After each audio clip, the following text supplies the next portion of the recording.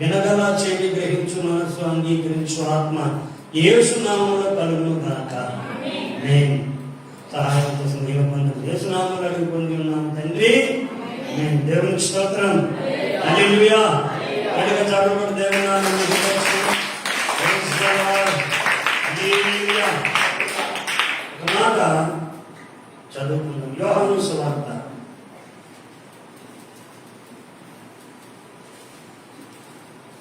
5వ అధ్యాయం 44వ వచనం. యోహాను సువార్త అద్వితీయ దేవుని వలన అద్వితీయ దేవుని వలన వచ్చు మెప్పును కోరక. ఏంటమ్మా? ఒకని వలన ఒకడు మెప్పు పొందుచున్న మీరు ఎలాగ నన్ను నమ్మగలరు? మోషే మీ మీద నేరం మోపుతాడని. Praise the Lord. హల్లెలూయా. ఈ మాట గుర్తుపెట్టండి. విశ్వాసికి బైబిల్ గ్రంథంలో 3 రకాల మెప్పులు. మెప్పు అంటే మీకు తెలుసు కదా, గొప్పలు వేరు మెప్పులు వేరు. గొప్పలు వేరు మెప్పులు వేరు. మెచ్చుకోరు,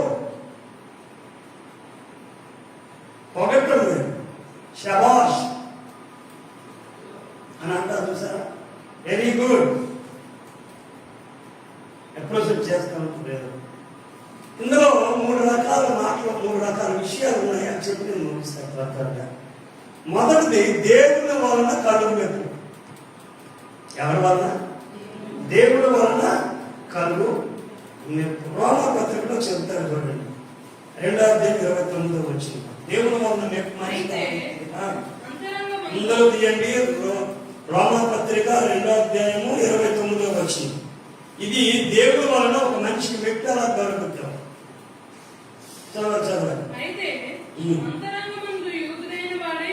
అంతరంగంలో యూదులుగా ఉండాలి, వాడే యూదుడు అవుతాడు. కానీ సున్నతి అనేది మరు మనసు అనేది హృదయ సంబంధమైనదే, ఆత్మయందు జరిగినదే కానీ అక్షరం వల్ల సున్నతి కలిగినది కాదు.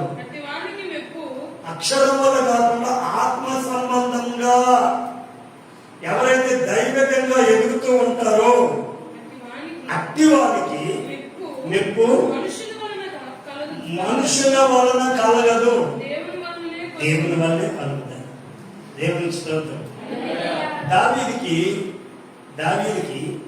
ఏ మనుషులు ఇంట్లో తండ్రి కానీ అక్కదిల్లు కానీ అన్నదమ్ములు కానీ ఎవరు మెచ్చుకోరు. సరిగ్గా చూడటానికి ఒక యుద్ధం జరుగుతుందని చూడటానికి అయితే అన్నదమ్ములు కలిపి నీవు అలాంటి అని దూషించారు. కానీ ఆయన ఏం బాధపడలేదు, కానీ ప్రార్థన చేసుకున్నాడు. అతనికి దేవుడు మెచ్చుకున్నాడు. ఎలాగంటే అది మనకి ఎక్కడ కనిపిస్తుంది అంటే 1వ సమూయేలు గ్రంథం, 1వ సమూయేలు. అందుకంటే ముందుగా అపోస్తుల కార్యానికి వెళ్తే 13వ అధ్యాయము 21వ వచనం చదువుకుంటాం.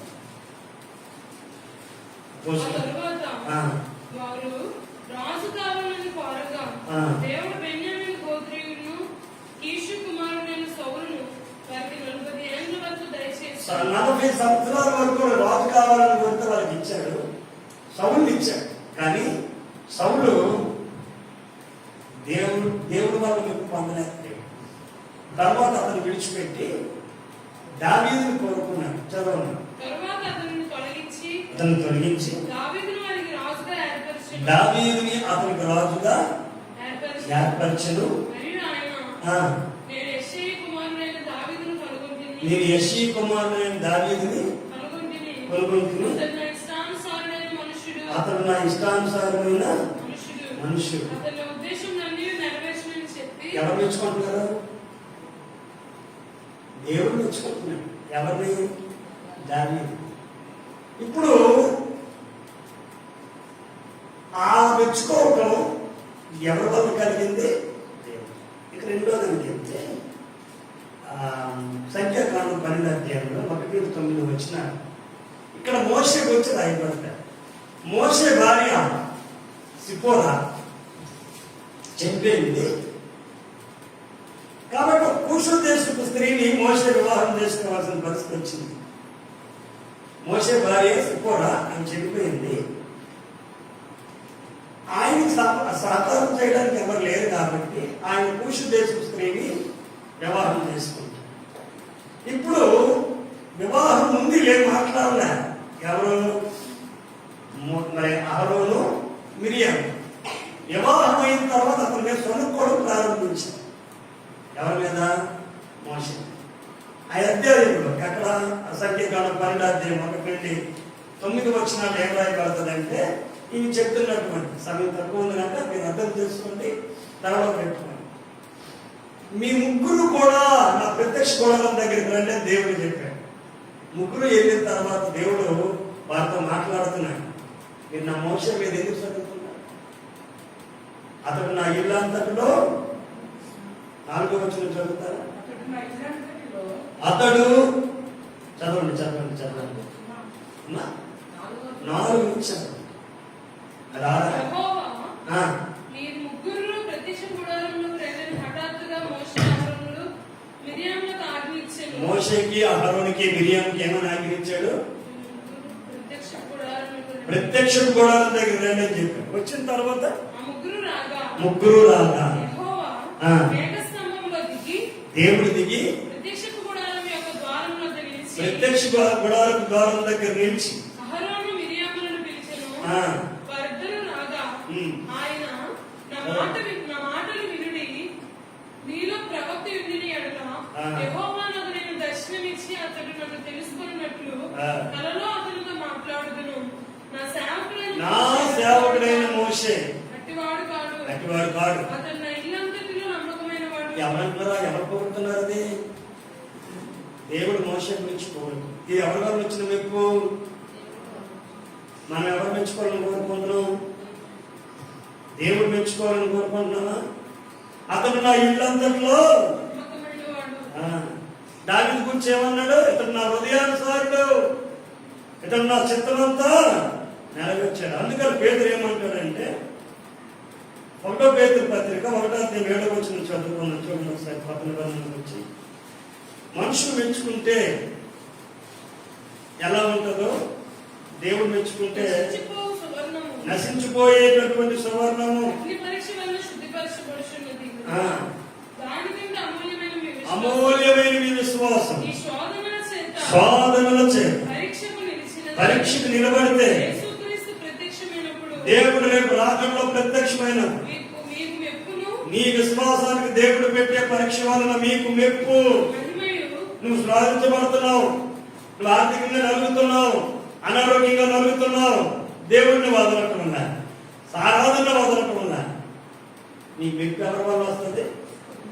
మోషేని సనిగినా దేవుడు నిలబడ్డాడు. మోషేని కొడతామని రాజెట్టుకున్నా, మోషే మీద సనుగుతున్నా మోషే నిలబడ్డాడు. 120 సంవత్సరాల ఆయుష్ వరకు నిలబడ్డాడు. మోషేని ఎవరు మెచ్చుకున్నారండి? దేవుడు మెచ్చుకున్నాడు. ఎవరి దగ్గర మెచ్చుకున్నాడు? తనను తృణీకరించిన వాళ్ళ దగ్గర, తను సరిగిన వాళ్ళ దగ్గర, ఎవరి కాలు మీద అయితే మోసే ఆయన నన్ను క్షమించరా, మీ కాలు ఒప్పుకుంటామని చెప్పినా ఆ వారి ఎదుట దేవుడు మెచ్చుకున్నాడు. తను నా ఇల్లంతటిలో దావీదు తృణీకరించబడ్డాడు. అందరూ తృణీకరించారు. రాజైనా తృణీకరణ తాకల, నమ్మకస్తుడిగా ఉన్నా తృణీకరణ తాకల. హల్లెలూయా. దావీదు అంతకంతకు వర్తిల్లాడు. కారణం ఏంటంటే దేవుడు మెచ్చుకున్నాడు. మనం దేవుడు మెచ్చుకుని మెప్పు కోరుకున్నాం. ఎన్ని శ్రమలు వచ్చింది. తర్వాత రెండోది ఏముంటుందో చూడండి. ఇంకో మాట గురించి చదువుకున్నాం ఇక్కడ. అపోస్తలుల కార్యక్రమం 8వ అధ్యాయం 3వ వచనం చదువుదాం. అపోస్తలుల కార్యం ఇది పౌలు గురించి రాయబడింది. సౌలు అయితే ఇంటింటా వచ్చి పురుషులను స్త్రీలను ఈడ్చుకొని పోతూ సంఘాన్ని హింసిస్తూ, సంఘాన్ని ఏం చేస్తున్నామే కాదు, సంఘాన్ని పాడు చేస్తున్నాడు. 9వ అధ్యాయం 1 నుండి వచ్చిన అది కంటిన్యూ చేస్తున్నాడు. ప్రభు యొక్క శిష్యుల్ని, సంఘాన్ని పాడు చేస్తూ ఉన్నాడు. ఎవరు మెప్పు కోసం? మనుషులు మెచ్చుకో, సౌలుగా పనిచేస్తారు అని యూదులందరూ కూడా సౌలుని మెచ్చుకోవాలి. సౌలుని మెచ్చుకోవాలి. ఆ మెప్పు కోసం చాలా కష్టాలు పడదు. ఇప్పుడు దావీదు గురించి ఇందాక మాట్లాడుకున్నాం కదా. ఇప్పుడు దావీదుకి మనుషుల మెప్పు కూడా కలిగిందండి. దేవుడే మెచ్చుకోవడం కాదు, మనుషుల మెప్పు వాళ్ళు ఎంత నష్టం వస్తుందో తెలుసా? ఇప్పుడు ఫిలిస్తీన్ అనేటువంటి గొలియాతును కొట్టేసి విజయం పొందుకొని అందరూ వస్తే పలాని పిల్లడు పిల్లడా ఇదిగో దాడి సపోర్ట్ దాడి ఉపవాసం వెళ్ళిపోండి ఏమనుకోకండి. శాఖలు తిని ప్రతిసారి చేశారు. ఉపవాసం ఉంటే అదే తిన్నాడు. ఇదిగోండి ఆడవాళ్ళందరూ ఏమని పొందుతారు? సౌలుకి 1000 కొలిది, దావీదుకి 10,000 కొలిది, సౌలుకి 1000 కొలిది. సౌలు బాగుంది కదా, 70 ఇక సౌలు అంతా నీగా తినకుండా సౌలు ఏంటంటే ఇట్లా సౌలుకి 10,000 స్తోత్రాలు, దావీదుకి సౌలుకి వెళ్ళమని తెలుసు. ఇప్పుడు నేను రాజా ఆడు రాజా ఈ నాకు 1000 10,000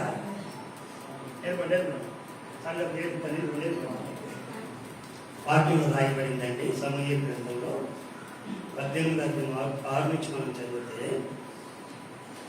మనుషుల మెప్పు వలన దావీదు గారికి మంచి చూపు చూడలేకపోయాడు సౌలు. ఏమట? నా రాజ్యం తప్ప మరి ఇంకేం తీసుకుంటాడు? 18:6 నుంచి చదువుకున్నట్లయితే ఒకటో సమయం తీసారా? ఒకటో సమయం 18:6 వచ్చింది. ఒకటో సమయం 18:6. దావీదు ఫిలిస్తీన్ని హతం చేసి తిరిగి వచ్చిన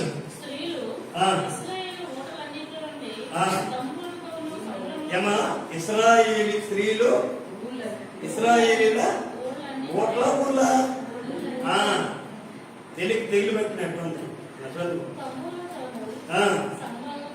చాలా సంతోషంగా సెలబ్రేషన్ చేసుకుంటూ వాయిద్యాలు వాయించుకుంటూ నాయనకి డ్యాన్స్ లో రికార్డింగ్ లో డీజేలో పెట్టుకొని పాట బాగులే.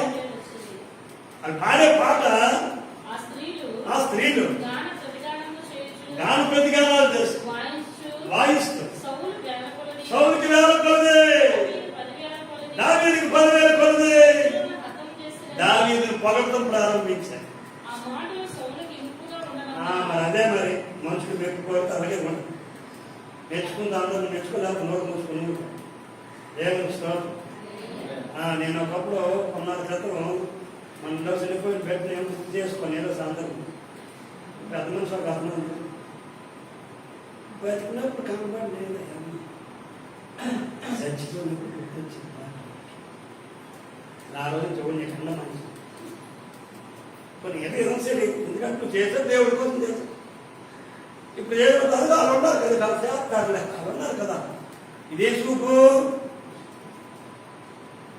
ఇదే విషం చూపు. నమ్మకంగా చేసిన దావీదు మీద మంచి చూపు చూడలేకపోయాడండి. మనుషులు మెచ్చుకుంటే అదే నష్టం. వీళ్ళు అత్తమానం పాస్ట్ గారు నీకు కదా నీకే అనిపిస్తుంది పాస్టర్ ఏంటి కొంతమంది భయంకరం లోపల. అది ఇంకా భయంకరం. పరిశుద్ధాత్మగా చెప్తారు ప్రభు అలా నేను ఎందుకు భయపడతాను మమ్మల్ని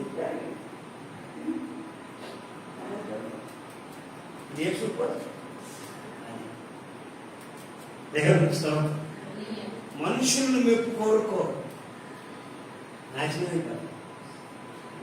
అదే దేవుని మెప్పు కోరుకో. ఒక మోషే లాగా 120 సంవత్సరాలు బతికేస్తాం దేవుని స్తోత్రం. ఒక దావీదు లాగా 40 సంవత్సరాలు అద్భుతంగా బతికేస్తాం. అదే సౌలులాగా అనుకోండి, ఆకాశం నుండి దిగే పెట్టిపోతాడు.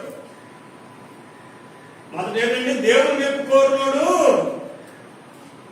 చక్రవర్తి అయ్యాడు. దేవుని మెప్పు కోరుకోడు లక్షలాది మంది నమ్మకమైన నాయకుడయ్యాడు. 10 ఆజ్ఞలను తీసుకొని వచ్చాడు. ధర్మశాస్త్రం అంటేనే మోషే, మోషే అంటేనే ధర్మశాస్త్రం అన్నట్టుగా వచ్చాడు. కారణం ఏంటి? ఎవరి మొక్కు? దేవుడు. మనుషులు మెప్పు, మనుషులు మెప్పు దావీదుకు మెచ్చుకున్నారు కదండి. ఒకరికొకరు పొగుడుకుని తెలకుంటుందండి. ఏం శోభం? ఇద్దరు కలిసి దేవుడిని పోవడండి. సంక్రాంతికి మరి ఇక్కడ ఉన్నదో లేదా అలవాటు కానీ ముగ్గురులో మా తల్లి సైడ్ తెచ్చుకుంటారు. ఎక్కడి నిండా పొగతో ఉన్నాయి. ఆ మళ్ళీ ఈ అమ్మ, మీ నాన్న, మీ తాత పొగుడుతుంటారు. ఆ పొగుడుతుందో ఎర్రా ఆడు మటం వేసుకొని తమ్మురొట్టుకొని మరి ఏ అమ్మ ఇస్రాయేల్ అమ్మ ఏ అమ్మ ఇచ్చేసిందో కానీ ఆ తమ్మురొట్టుకొని ఆడు పొగుడుతుంటాడు. అగ్గేది తెలిసినట్టు అడుగుతాడు ముందు, మీ అమ్మ ఎలా పండుగ ఏం చేసింది? మా అమ్మ 10 మందికి దానం ఇచ్చి, మా నాన్న 10 మందికి అతను గోసి పెట్టుకొని అందరికి బాగా ఇచ్చేవాడు అని చెప్తాడు. పోయినసారి వీటికి ఈ అమ్మకి ఇక్కడ నేర్చుకొచ్చి అందరూ చెప్తాడు. ఇదే పొగడతా అంటే దేవుడిని కాదు. ఎవరు పొగడతా? పండగ అది ఉంటుంది. ఇప్పుడు అన్నది ఈ ఏరియాలో ఉన్నాయి లేదు కానీ మాకు మాకు అలా వేస్తారా బయట దగ్గర దానికేమో ఇలాగా సరికట్టాడు కడతాడు. రెండు చేతలు పట్టుకుంటాడు. ఆడ నెక్స్ట్ అక్కడే పోగొడుతుంటాడు. కోట ఇంటింటికి పోగొడుతుంది. అది మనుషులు పొగడతారు. దేవుడు పొగిడితే నువ్వు పై స్థాయికి వస్తావు. తృణీకరించబడిన పర్వాల, దేవుడు నిన్ను పర్వాలేదు. ప్రభా ఎవరు నన్ను పట్టించుకోబడిన పర్వాలేదు, నేను నన్ను పట్టించుకో. నేను నిన్ను పొగుడుతాను, నేను నిన్ను గనపరుస్తాను. ఇక 3వ దిశకుండా చెప్పింది లోకాసు వార్త 18 11 12 వచ్చింది.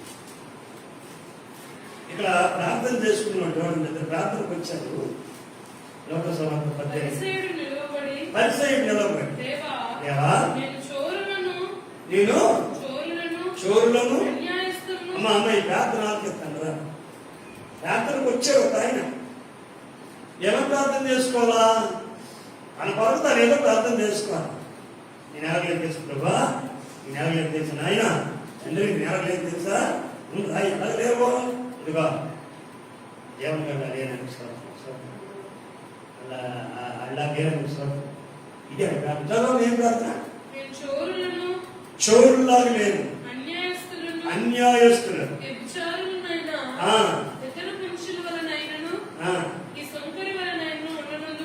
దేవత కోసం సొంకర్లో కూడా నేను లేనంటాను. మరి దేవత అయితే ఏం చేసేట? వారానికి 2 మార్లు ఒప్పందికి స్వపాస ప్రార్థనకు వస్తానన్నా. నా సంపాదన అంతట్లోని 10వ భాగం శివల దగ్గర మిగిలిపోయింది చెప్తానన్నా. అది ఆయన పొగుడుకుంటుంది రాకం. రాత్రిలో ఎవరు పొగుడుతాడు? ఆయన అంతాను పొగుడుకుంటున్నాడు. చూడండి, అదే లోకాసు వార్తలో 12వ అధ్యాయం 16 వచ్చింది. 16 నుంచి చదువు. లోకాసు వార్త 12వ అధ్యాయం 16. యేసు ప్రభు ఒక ఉపమానం చెప్పారు. ఒక ధనవంతుడు పంట బాగా పండేసిందండి. అప్పుడు ఏం చేస్తుందంటే పాత గోడౌన్స్ అన్ని ఎలక్ట్రిక్ కొత్త గోడౌన్స్ కట్టేసేసి అందులోకి అక్కడ కూర్చొని ఆ ధాన్యం మూటలన్నీ గొడవలు వేసి తన ప్రాణాన్ని పొగడటం ప్రారంభించాడు. నా ప్రాణమా వినవా, అనేక దినాలకి సంవత్సరాలకి విస్తారమైన ఆస్తి వచ్చేసింది. సుఖమిందో ఎవరితో చెప్తాడంటే మనవుడితో కానీ, కొడుకుతో కానీ, కోడలతో కానీ, కూతురుతో కానీ, కూతురు పిల్లలతో కాదు. అవతనే తను కనుకోడు. చూసుకో అకౌంట్ పడిపోయి చూసుకో. ప్రాణమా తినమా, ప్రాణమా, చికెన్ బిర్యానీ, చక్కెర బిర్యానీ, దమ్ బిర్యానీ, అది ఇది అవన్నీ తిని ఊపిరాలు తెచ్చుకోండి. వాడు ఏమో స్వర్గం పడిందట.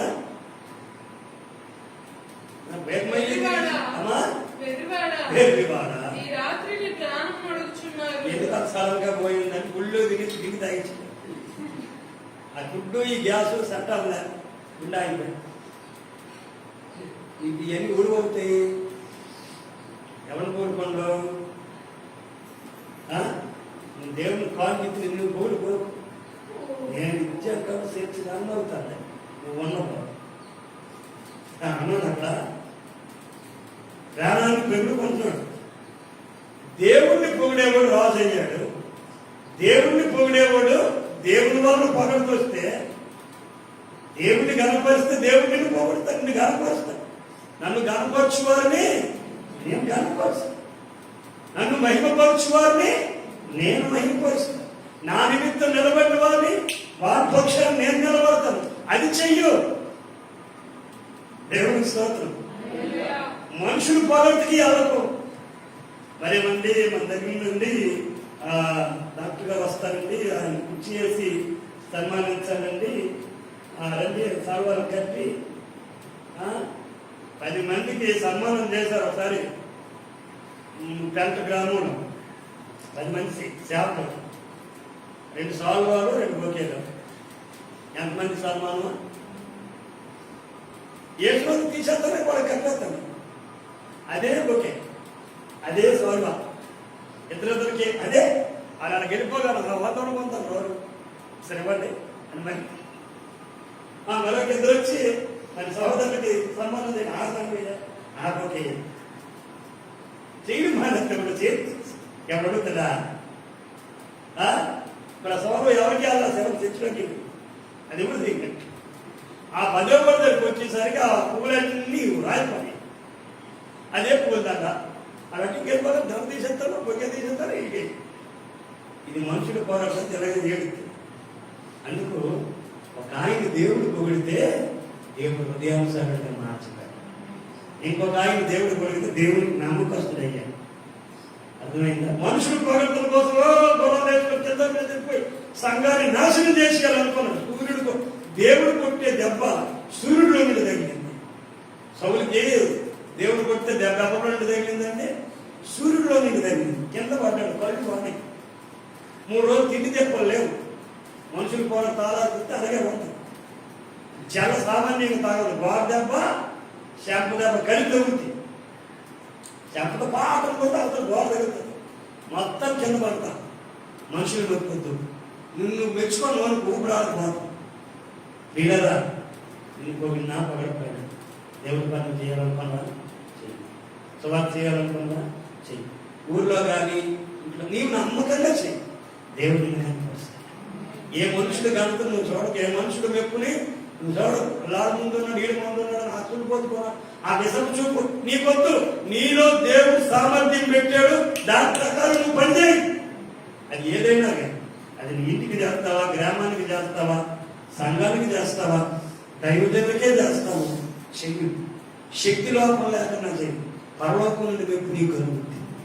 నీ విశ్వాసాన్ని దేవుడు మెచ్చుకుంటాడు. బలా నమ్మకమైన 5 దినారాలు ఇస్తే వాడు 5 దినారాలకు 5 దినారాలు సంపాదించాడు. 4 ఇస్తే 4 సంపాదించాడు. 1 ఇచ్చినాడు, గొయ్యి తీసిపోతాడు. లెక్క చూడడానికి వచ్చినప్పుడు నీకు 5 దినారాలు ఇచ్చాను కదా, ఏమయ్యాడు? 3,600 రూపాయలు ఒక దినారం అనగా. 5 అంటే ఎన్నో లెక్కేసుకోడు, 10 అంటే ఎన్నో లెక్కేసుకోడు. 10కి 5 సంపాదించాడు సార్. ఏమంటే సభాస్ నమ్మకమైన మంచి దాసుడా 10 పట్టణాల మీద నీకు అధికారివై ఉండుము అని చెప్పు. 4 సంపాదించానండి మీరు ఇచ్చిన రెండింటితో. 4 వచ్చినాయి. 4 వచ్చినాయి. అంతేనా? 2 వచ్చినాయి. 2 వచ్చినాయి. నువ్వు 4 పట్టణాల మీద అధికారివై ఉండు. నువ్వు రారా వచ్చాడు. నీకు ఇచ్చింది అదే మీరు ఇచ్చింది. ఇదే సామాన్లు అనుకుంటే నీకు ఎత్తున్న దగ్గర పక్కన ఇలాంటివన్నీ పరంగా నా దగ్గర తీసుకున్నారా? ఇలాంటి వాడు తెలిసి నా దగ్గర తీసుకొని ప్రమాణాలు కట్టి అట్లా కట్టి దాన్ని పోయి తీసి పాచారు. ఇది పెద్ద నేరం. నా డబ్బులు తీసుకుని సమాధి చేశాను. ఎప్పుడున్న పెద్దవాళ్ళు పిలిచి వీడిని తీసుకుని బయటపడిగాను. అక్కడ ఏడుపును పంటలు కోరుకుంటా. ఇప్పుడు ఎంత ఏం చేశాడండి? యజమానుడు మెచ్చుకున్నాడు. ఏమొచ్చింది? పట్టణాల మీద అధికారం వచ్చింది. పరలోక రాజ్యంలో. దేవునికి స్తోత్రం. హల్లెలూయా. పరలోక పట్టణము అంటారు కదా, మనుషులు ఉన్నదా, మనుషులు లేదా? మనుషులు ఎవరైనా ఉన్న పట్టణమా, లేని పట్టణం? ఉత్తుత్తు పట్టణమా? ఉత్తుత్తు పట్టణం కాదు అది. 24 పెద్దలు కలిగిన పట్టణం అది. 24 రాష్ట్రాలు కలిగిన పట్టణం అది. పరలోక పట్టణం అంటే ఉత్తుత్తు పట్టణం కాదు. నీ వెళ్ళక ముందే నాయకుడిని 24 పెద్దలు నియమించాడు. వాళ్ళెవరో అనేసినంటే దేవుని వలన నియమించబడిన వారు. దేవునికి స్తోత్రం. నీవు దేవుని బిడ్డగా ఉండి నమ్మకమైనటువంటి బిడ్డగా ఎదుగుతున్న కొలది దేవుని నుండి వచ్చేటటువంటి మెప్పు నిన్ను గొప్ప చేస్తాడు. Praise the lord. గమనించు, ఏ మనిషి నేను మెచ్చుకోవాలని మనుషులు కృతజ్ఞత చెప్పు, థ్యాంక్స్ చెప్పు. దేవుడికి చేసిందని ఆ వ్యక్తుల నుండి మేలు జరుగుతాయా, మీ కృతజ్ఞతలండి, మీ థ్యాంక్స్ అంటే ఆ కృతజ్ఞత ఉండాలా. పొగడకల్లా బలవలే అభిమానం, పొగడకల్లా కృతజ్ఞత కలిగి. ఏ మనిషి వల్ల నీకు మేలు జరిగినా, నీ వల్ల మేలు జరిగినా ముఖస్తుతులు చేయకు. అది గొప్ప అయిపోయి అవతల ఏటైపోతే తెలియదు. కాబట్టి దేవుడిని కనపరచు ఆ వ్యక్తి కృతజ్ఞతలు చెప్పు, థ్యాంక్స్ చెప్పు. దీనివల్ల మనం నేర్చుకుంటున్నాం. మోషే 120 సంవత్సరాలు బ్రతికే నమ్మకస్తుడిగా నమ్మించాడు. దావీదు అందరూ ధృవీకరించారు, ఎవరు మెచ్చుకోడు. ఇంట్లో తండ్రి కూడా కలసరాయి అన్నాడు. అవునా? దేవుడు అన్న నేను ఏర్పాటు చేస్తున్నాను. అయిపోయిందా? దేవునికి స్తోత్రం. ఎవరైతే నేను తృణీకరిస్తా ఫీల్ అవ్వకు. ఒక రోజు వస్తా దావీదుకి వచ్చినట్టుగా, యోఫ్తా అనుకున్నాడుకి వచ్చినట్టుగా.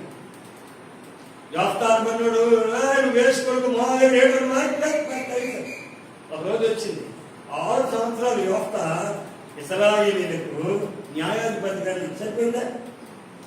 నువ్వు వేసుకోమాడులే, ఇశ్రాయేలీయుల పనికిరావు, గెటవ్ అని తగిలిసాడు. తోపు దేశానికి వెళ్ళిపోయాడు. పనికి మన అల్లరి జనము ఇతని వెనకాల తిరిగి ఇతని భక్తిని, ఇతని ఆత్మీయతని, ఇతని మంచితనాన్ని చూసి పనికి మాలి పనులను పక్కన పెట్టుకొని ఆ ఇతనితో తిరగడం ప్రారంభించారు. మన ఊర్లో అందరితో పనికి మాలతో తిరిగి చర్చలు కూడా బూతులు మాట్లాడదు. ఇద్దరు ఒక్కడు మారడు, నిన్ను బట్టి ఒక్కడు దేవునికి, మీ యేసు ప్రభువుని బట్టి నీకు స్తోత్రం ఉండాలి. నువ్వు మాత్రం ఆయన నేర్చుకో. యోఫ్తాతో తిరిగిన వాళ్ళు యోఫ్తా యొక్క శక్తిలోనికి వచ్చారు, యోఫ్తా యొక్క భక్తిలోనికి వచ్చారు, గెలిచారు. 6 సంవత్సరాలు ఇశ్రాయేలు యోఫ్తా న్యాయాధిపతి అయ్యాడు. పీలాతో దేవుడిని మహిమపరచు, నువ్వు దేవుని కనపరచు, దేవుడి కార్యాలు మెచ్చుకో, దేవుడి కార్యాలు పొగుడు. దేవుడు నిన్ను మెచ్చుకో, పైకి తీసుకొచ్చే రోజు ఒకటి వస్తాయి. అంతేగాని ఆహారం మిరియాలలో కలుపుకొని తిరక్క. ఆమెకేమొచ్చిందని రాయబడి తెలుసా? అక్కడ పుష్టి వ్యాధి. నువ్వు ఫీల్ అవుతాడు కదా, వచ్చేస్తాడు. ఏం చేస్తావు? ఇప్పుడు మనుషులను పొగడగల, కనీసం తిట్టకో. సనుక్కున్నోడికి వచ్చే గిట్లు అవి. ఎప్పుడు దేవుడిని పొగడవు, మనుషులు పొగడవు, దేవుడిని కూడా కనపరచలేదు. కాబట్టి ఇక్కడ నువ్వు దేవుని వైపు నువ్వు కోరుకో, ఆయన కనపరచు, ఆయన బయటపరచు, ఆయన స్తుతించు, ఆయన కొరకు నువ్వు ఏదైనా చేయి. దేవుడు నిన్ను మెచ్చుకుంటాడు. దావీదు వలె, ఒక యోఫ్తా వలె, ఒక మోషే వలె మనుషులు పొగడవు. విషపు వచ్చిన తప్పదు. విషపు వచ్చి అసలు పొగట్టబడినటువంటి అడవికి పోలైపోయాడు. పొగట్టబడినాడు దావీదు అక్కడి నుండి ఏమైపోయిందంటే అడవికి పోలే. సౌలు బతుకున్నంత వరకు ఊరిలోకి రాలేదు, పోదలేదు. ఆయన చచ్చిపోయిన తర్వాత నాకు ఊరిలోకి రాలేదు. కాబట్టి ఇది కాదు, మనుషులు పొగడకు. నేను చెప్పాను, పొగడొద్దని తెప్పమని చెప్పాను. కళ్ళు చూసుకుంటున్నాను మహారాజు. అలాగే నిన్ను నీవు మనుషుల దగ్గర కోరుకో, నిన్ను నీవు ఎవరి దగ్గర పొగుడుకో. నువ్వు చేసింది దేవుడికి స్తోత్రం అని చెప్పు. నువ్వు ఎవరికి ఎంత పేరు చేసినా ఆయనకి కృతజ్ఞత ఇవ్వడం చెప్పొద్దు. నువ్వు దేవుని పేరు చేసావు, గుర్తుపెట్టుకో. ఈ 3 విషయాలు, దేవుని వలన నువ్వు మెప్పు పొందుతున్నావా, మనుషుల వలన మెప్పు పొందుతున్నావా, లేక నిన్ను నీవే మెచ్చుకుంటున్నావా?